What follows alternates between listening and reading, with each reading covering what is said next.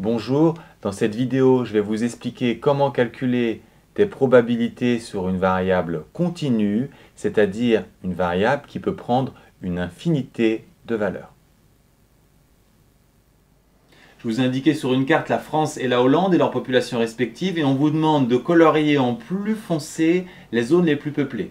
Alors on peut être tenté de colorier en foncé la France puisqu'on est plus nombreux mais sur un territoire beaucoup plus grand et si on prend en compte la superficie, on constate que pour une même surface, les Hollandais sont plus nombreux que nous et donc on va colorier la Hollande en plus foncé.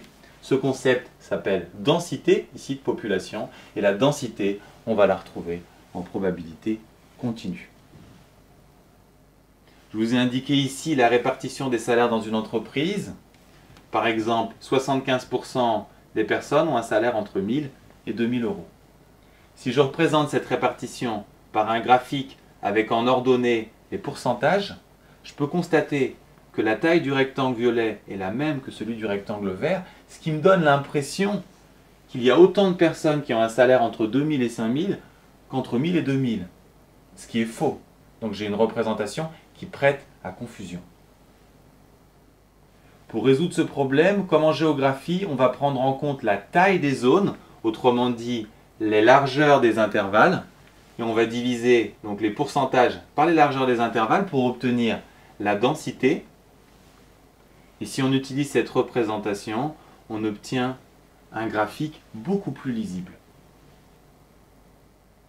En effet, on constate que la surface verte est beaucoup plus grande que la surface violet, exactement comme les pourcentages associés, tout simplement parce qu'avec cette représentation, on relie R et pourcentage qui sont équivalentes, et cette relation sera permanente en probabilité continue.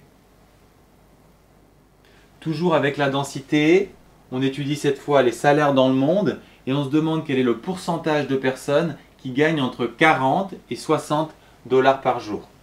Quand on travaille avec des densités, les pourcentages sont associés à des aires et l'aire ici est une aire sous une courbe, donc l'intégrale, dans ce cas, entre 40 et 60. Ici, cette intégrale représente le pourcentage de personnes qui gagnent entre 40 et 60 dollars par jour, mais aussi la probabilité qu'une personne prise au hasard ait un salaire compris entre 40 et 60. En fait, dans le cours des probabilités continues, les pourcentages sont des probabilités, les aires sont des intégrales, et de façon générale, on pourra résumer tout ceci par cette formule où F, puisqu'on parle de probabilité, sera appelée densité de probabilité. Attention, ces techniques ne s'appliquent que sur des variables continues. Quand vous avez affaire à des variables qualitatives ou discrètes, c'est-à-dire des variables qui ne se mesurent pas ou qui prennent un nombre fini de valeurs, vous utilisez vos formules de probabilité habituelles où à une valeur, on peut toujours associer une probabilité. Les probabilités continues s'appliquent à des variables continues, c'est-à-dire qui prennent une infinité ou un très grand nombre de valeurs. Dans ce cas, une probabilité est associée à un ensemble ou intervalle de valeurs grâce à des intégrales dont il nous reste à déterminer les propriétés.